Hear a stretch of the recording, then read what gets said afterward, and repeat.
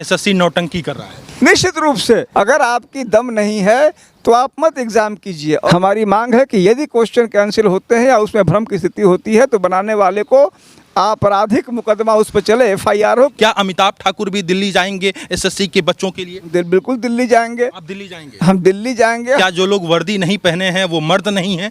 क्या मर्दानगी की परिभाषा वर्दी से ही डिफाइन होगी? जो वर्दी नहीं पहना है वो नामर्द है? जो आदमी कुछ देर के लिए वर्दी पहना है कई बार तो वह भी कई देर बहुत लंबे समय तक वर्दी नहीं पहनता है, तो ये थोड़ी कह दिया जाएगा कि वो इतनी देर मर्द है इतनी देर नामर्द है। कि आप या तो वर्दी कभी मत खोलो, अब नहीं तो अपनी कही हुई बात उसी पर लागू हो जाएगी और वो कहाँ कहाँ फिर अपना सफाई देता पड़ेगा कि नहीं मैं मर्द हूँ, नहीं मैं मर्द हूँ। जिस देश में गुरु को ब्रह्मा विष्णु और महेश कहा जाता है उसी देश में गुरुओं को पीटा गया और इनडायरेक्टली रूप से नामर्द भी कहा गया अगर मर्द होते तो वर्दी पहनते। टीचर लोग एसएससी प्रोटेस्ट के लिए गए थे, बच्चों के हक के लिए गए थे, उन्हें जबरदस्ती पकड़ा गया, पीटा गया, घंटों तक बसों में घुमाया गया, उन्हें इधर से उधर धक्का मुक्की किया गया, उनके हाथों में चोट भी आई। इन तमाम चीज़ों पर बातचीत करने के लिए अभी हमारे साथ पूर्व IPS अमिताभ ठाकुर हैं, जुड़ेंगे सर, बातचीत करेंगे।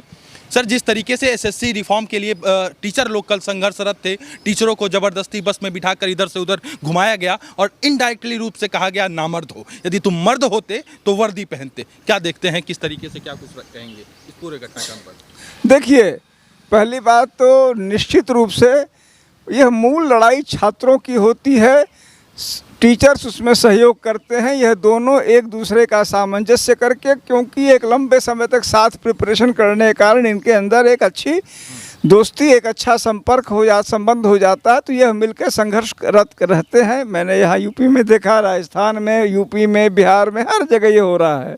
दिल्ली में तो यह शिक्षकों जो टीचर्स जिनको आप कह रहे हैं और छात्रों की सामूहिक लड़ाई हुआ करती है।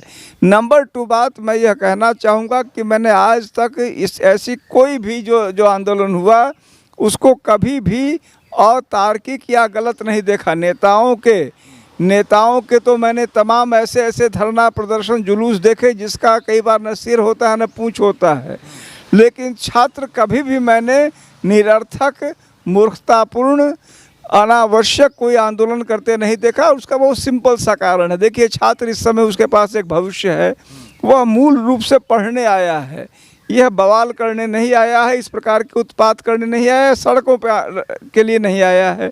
उसे बाध्य किया जाता है और वह बाध्य तभी होता है जब कुछ जेन्युइन समस्याएं होती हैं। जो रेगुलर जेन्युइन समस्याएं दिख रही हैं उसमें जैसे नंबर 1 समस्या है कि यह उस व्यक्ति को देते हैं इसकी प्रिंटिंग का काम, जो ये पेपर्स बनते हैं, जिस पर अक्सर घूसखोरी के पूर्व से आरोप लग रहे होते हैं। इस मामले भी एक एडिक्विटी कंपनी उस पर पूर्व में घपले घोटाले के, और पता नहीं ऐसे घपले घोटाले वाले लोग ही इन लोगों को पसंद आते हैं जो कि एग्ज़ाम ले रहे होते हैं। जाहिर सी बात है उनसे सेटिंग होती है, उनसे गड़बड़ होती है। अभी कुछ दिन पहले मैंने देखा उत्तर प्रदेश में सब इंस्पेक्टर वाली, कांस्टेबल वाली भर्तियों में भी वही आरोप लगा। जो वहाँ व्यापम घोटाले में पूर्व में आरोपी था, दोषी था, उसको ही आपने चुन के आपने पेपर बनाने को दिया, यहाँ एडिक्विटी को दिया। जब फर्स्ट क्लास वहाँ TCS कर रहा था, एक रेप्यूटेड कंपनी है, अपने रेपुटेशन के लिए वो परेशान रहती है, मेहनत करती है, तो आपने ऐसी जगह दे दिया जहाँ बवाल हो। तो पहला तो ये गड़बड़ी करते हैं कि जानबूझ के विवादित और आम तौर पर भ्रष्टाचार के आरोप वाले कंपनियों को यह कार्य देते हैं। दूसरा काम यह करते हैं कि अब 2-3 शिफ्ट कर दिए, 4 शिफ्ट कर दिए कि ज़्यादा लोग हैं, उन सबों में पेपर बदल दिया। अब पेपर बदल दिया, A का अलग पेपर है, B का अलग, C का अलग, D का अलग। तो अब A का आसान है कि B का आसान है कि C, यह एक विवाद अनावश्यक छिड़ जाता है। अगर आपकी दम नहीं है तो आप मत एग्ज़ाम कीजिए, और अगर दम है तो संख्या बढ़ाइए सेंटर्स की, लेकिन एक बार में एक पाली में एग्ज़ाम कीजिए। जो नौटंकी है पालियों वाली, यह बेहद खतरनाक है, इससे निश्चित रूप से विवाद आते हैं। मान रहे हैं कि एसएससी नौटंकी कर रहा है? निश्चित रूप से आप जब एक से ज़्यादा पाली कर देंगे, अलग अलग प्रश्न देंगे, तब वहीं पर आपकी जो वस्तुनिष्ठता है, ऑब्जेक्टिविटी है, बराबर तौलने का जो सिद्धांत है, फेल कर गया। कौन सा आसान है, कौन सा अच्छा है, उसका कोई ये नहीं। इसीलिए यदि आप वास्तव में, जो नौटंकी यही होती है, और ये नौटंकी एसएससी नहीं कर रहा है, मैं तो देख रहा हूँ सारे के सारे लगभग, सिर्फ आप यूपीएससी को छोड़ दीजिए, ईश्वर की कृपा अभी तक बनी हुई है, वरना मैं सारे के सारे एग्जामिनेशंस में देख रहा हूँ कि नौटंकी। और करा कौन रहा है? एग्ज़ाम कराने वाला। इतने सुविधा साधन सब कुछ आपको दिया हुआ है, रिजल्ट क्या मिल रहा है? ये कह रहे हैं साफ शब्दों में कि एसएससी नौटंकी करा रहा है, यूपीएससी को छोड़कर देश में जितनी भी एग्जाम हो रही है सब नौटंकी कर रहे हैं, आप ये कहना चाह रहे हैं। तो क्या जिस तरीके से जो लोग एसएससी रिफॉर्म की बात कर रहे हैं, जो लोग एसएससी को लेकर लड़ाई लड़ रहे हैं, कह रहे हैं #एसएससी सिस्टम सुधारो, क्या उनका समर्थन पूर्व आईपीएस अमिताभ ठाकुर जी करते हैं और उनकी अधिकार सेना करती है? देखिए, जाहिर सी बात है कि जो वो कह रहे हैं, जो ये हैशटैग दे रहे हैं, ये एसएससी क्या, हमारे यहाँ यूपी पब्लिक सर्विस कमीशन है, वो हो गया, बिहार पब्लिक सर्विस कमीशन है, राजस्थान है, कौन सा प्रदेश नहीं है? अभी कुछ दिन पहले मैंने देखा उत्तर प्रदेश में एक हायर कोई कमीशन बना हुआ है भर्ती के लिए, उसका एक हमने ये देखा, उसमें लिखा था कि अध्यक्ष महोदया के यहाँ मुंडन कार्यक्रम है, परीक्षा स्थगित की जाती है। बाद में उस आयोग ने कहा कि ये फर्जी है, लेकिन आज तक उस पर एफआईआर नहीं कराया। अगर वह फर्जी सूचना थी तो एफआईआर क्यों नहीं कराया? अब अगर मुंडन के लिए एग्ज़ाम कैंसिल हो रहा है अध्यक्ष महोदया के घर में, जैसा वो नोटिस कर रहा है जिसको आयोग फर्जी बता रहा है, लेकिन एफआईआर नहीं करा रहा है। इसी प्रकार से एसएससी निश्चित रूप से सुधार की ज़रूरत है, घोर पारदर्शिता की ज़रूरत है। और एक चीज़ और भी ज़रूरी है कि जब आप बार बार एग्ज़ाम करा के कैंसिल ही कराना पड़ रहा है, अगर आप कैंसिल कराते हैं तो कम से कम आप 5 गुना पैसा रिफ़ंड कीजिए, जितना आप लेते हैं उसका 5 गुना रिफ़ंड कीजिए। अन्यथा की स्थिति में आप फीस लेना सरकारी सेवाओं की परीक्षाओं में बंद कीजिए। क्या इसको लेकर अमिताभ ठाकुर कोई कंप्लेन करेंगे? क्या इसको लेकर अमिताभ ठाकुर और उनकी पार्टी जो है कहीं कोई लेटर लिखेगी सर? देखिए, आज़ाद अधिकार सेना, हम लोग निश्चित रूप से ये जो पॉइंट जो आपसे चर्चा हो रही है, जो एसएससी की मांग कर रहे हैं, उसको हम लोग अपना भी मुद्दा मानते हैं, क्योंकि छात्रों का मुद्दा है, छात्र सबके घर में है, मेरे, आपके, इनके, उनके सबके घर में है। ये सार्वभौम मुद्दा है। उन नेताओं का भी मुद्दा है जिनके यहाँ से यह भ्रष्टाचार की उत्पत्ति हो रही है, उन अफसरों का भी मुद्दा है जिनके घर से ये मतलब गलत टाइप के लोगों को आप पेपर दे रहे हैं। अब अगली बात देखिए जो कर रहे हैं कि एक ही समय में यह पता नहीं कौन से क्वेश्चन बनाते हैं कि एक क्वेश्चन के आंसर को लेके भ्रम हो जाता है। यह कौन सी स्थिति है? आपको हर बार मैंने इस बार हमने 3 क्वेश्चन कैंसिल कर दिए, इस बार 4 क्वेश्चन कैंसिल क्यों होता है? अगर क्वेश्चन कैंसिल होता है तो बनाने वालों के खिलाफ एफआईआर क्यों नहीं दर्ज होता है?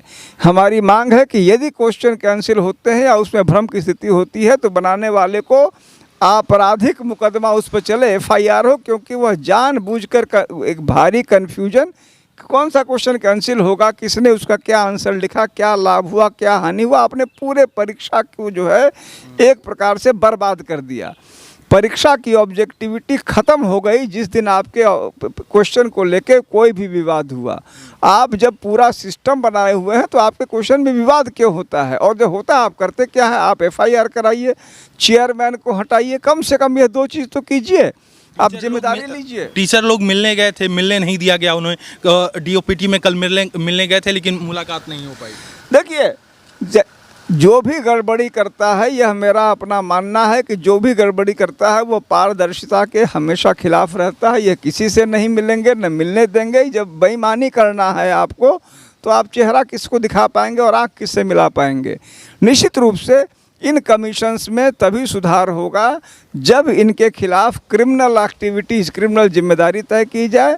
इनके खिलाफ सरकार, यदि सरकार ने उनको, भाई सरकार से अलग है, भारी इन पर क्षतिपूर्ति लगे, तुमने यह गड़बड़ी की है, तुम पर 10 करोड़ 5 करोड़ का जो है मुआवजा ठोका जाता है सरकार में जमा करा हुए फंड में, क्योंकि तुम मनमाना कर रहे हो, तुम बार बार भर्ती के लिए इश्तहार दे रहे हो, कैंसिल कर रहे हो, परीक्षा के प्रश्न कैंसिल कर दे रहे हो, उसमें विवाद उत्पन्न कर दे रहे हो। यह विवाद की स्थिति क्यों आती है? मेरा प्रश्न यह है। अब लोग ये भी सवाल खड़ा करेंगे कि सर यदि ये आंदोलन प्रोटेस्ट लंबा चला, अभी इनकी मांग नहीं मानी गई है, यदि ये आंदोलन लंबा चला, टीचर लोग भी आंदोलन करेंगे और ये भी आह्वान कर रहे हैं कि अब छात्र लोग भी इकट्ठा होकर आंदोलन करेंगे दिल्ली में, तो क्या इसका समर्थन अमिताभ ठाकुर करेंगे? क्या अमिताभ ठाकुर भी दिल्ली जाएंगे एसएससी के बच्चों के लिए?